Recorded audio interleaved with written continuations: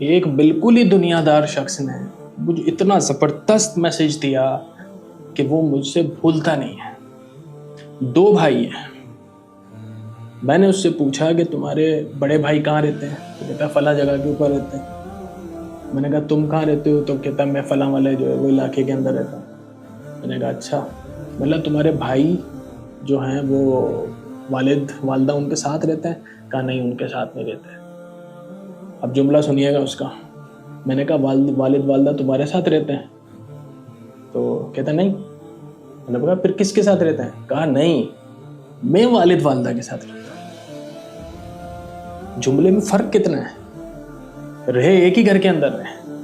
جب میں نے اس سے پوچھا کہ والد والدہ تمہارے ساتھ رہتے ہیں تو کہتا نہیں، ایسا نہیں ہے، میں اپنے والد والدہ کے ساتھ رہتا ہوں. مطلب گھر کے بڑے کون ہیں؟